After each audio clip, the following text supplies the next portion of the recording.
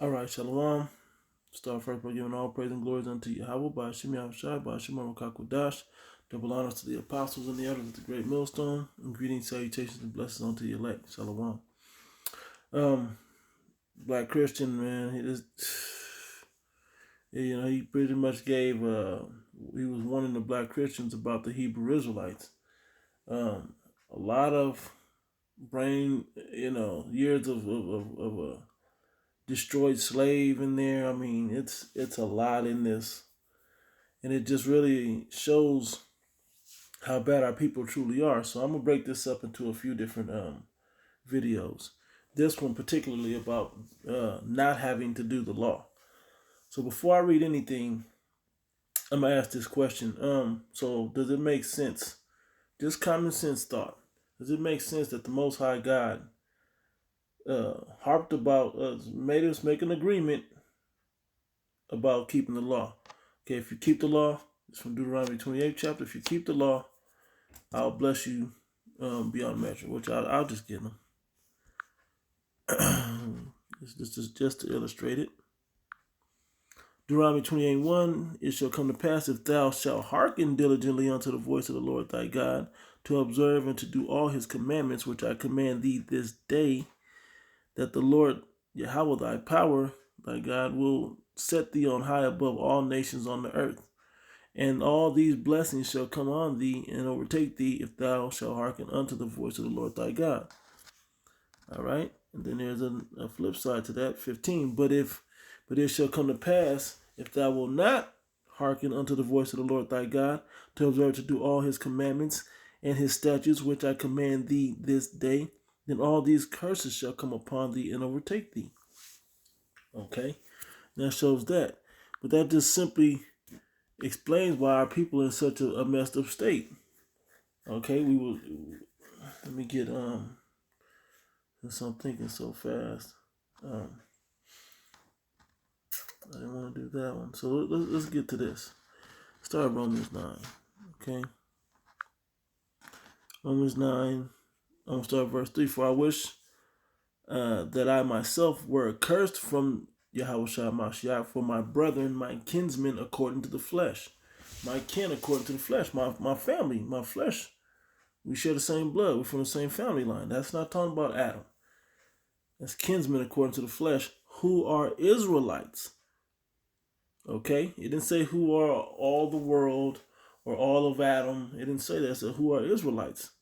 The same thing the Old Testament talks about. The same people he were talking to in the Old Testament, who pertain to the adoption and the glory and the covenants, both covenants, the Old Covenant and the New Covenant. Okay?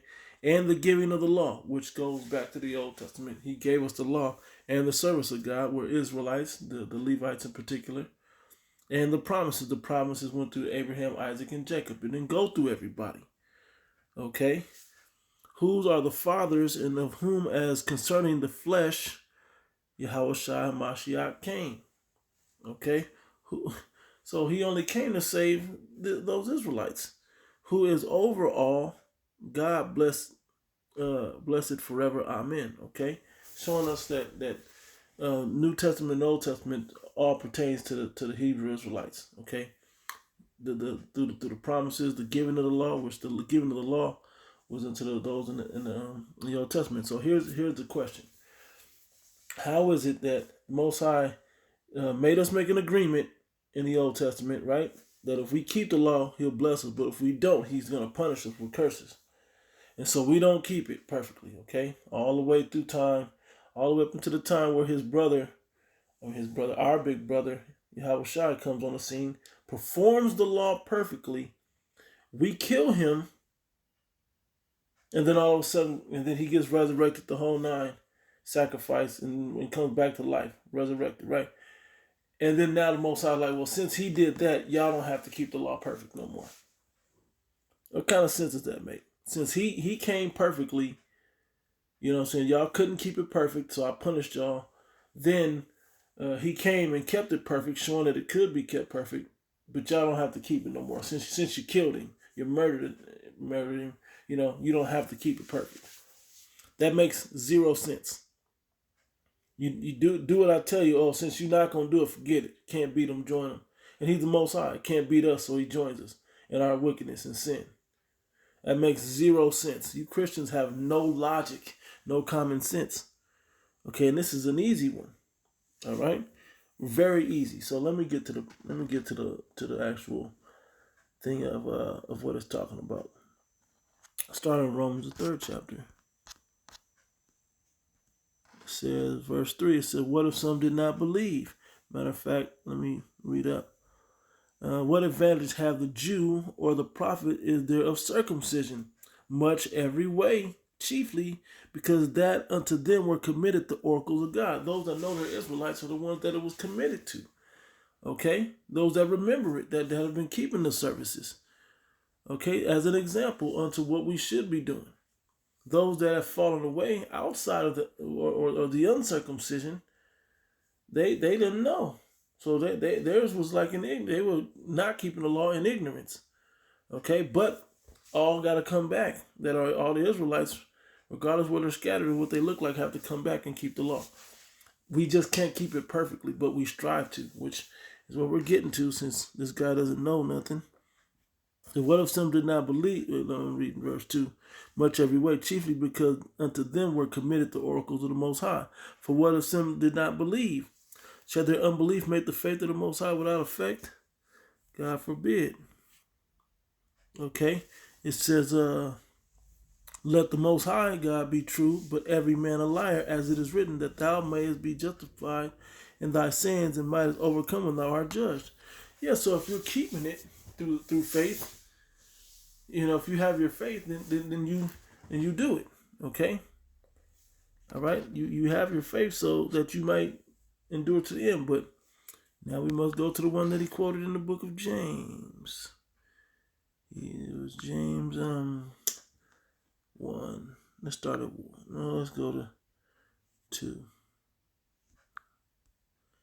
James 2. And yep. Let's see here.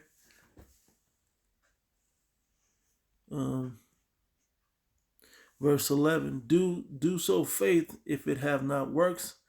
Excuse me. Even so faith if it have not works is dead being alone. So even faith by itself, without the works.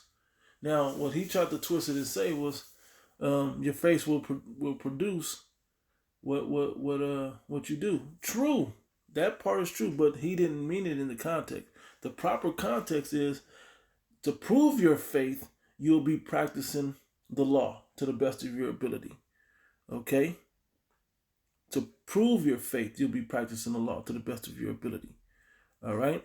Not we don't have to do it. It's just some other faith of belief that you're going to have and don't really have to show. That's not how this works, okay? Yea, a man may say, I have faith and I have works. Show me thy faith without thy works, and I will show thee my faith by my works. Okay? That thou believest that there is but one Most High God, thou dost well. The devils also believe and tremble. Okay, that's going to something else. But then anyway, the point is that you keep it through your faith. Is how you practice a law that you can't keep, that you knowingly can't keep perfectly, but you still do because you have faith that this is a righteous thing to do. This is the righteous way to live. Okay, and we were told to do that. I'm jumping now. The Spirit is moving. Isaiah 58:1. What does it tell us to do? Cry aloud, spare not, lift up thy voice like a trumpet, and show my people their transgression, and the house of Jacob their sins. Okay, how do we do that? Not James.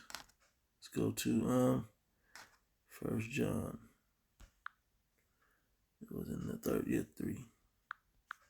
1 John 3 and 4. Whosoever committed sin transgresseth also the law, for the sin is the transgression of the law. So you're going to continue to sin. Okay. Let me see if it has that right there that I needed. Yep. Let me keep reading. And ye know. See if it has something. No, it says, and ye know, verse 5, and ye know that he was manifested to take away our sins, and in him is no sin. That doesn't mean that you automatically don't get punished for sin. Those sins are still those transgressive acts of the law, the acts that you do in the law. How does he take it away? When the new covenant is instituted. We're not in the kingdom of heaven yet to get the new covenant where he writes it in our hearts. If so, do you people eat pork? That was a sin. So it's okay to do that because he died for you? That don't make sense. How about him removing, the Most High having the power to remove the desire to eat pork, the desire to commit adultery, the desire to transgress the law and sin? Why is that so difficult versus allowing people to sin? Okay?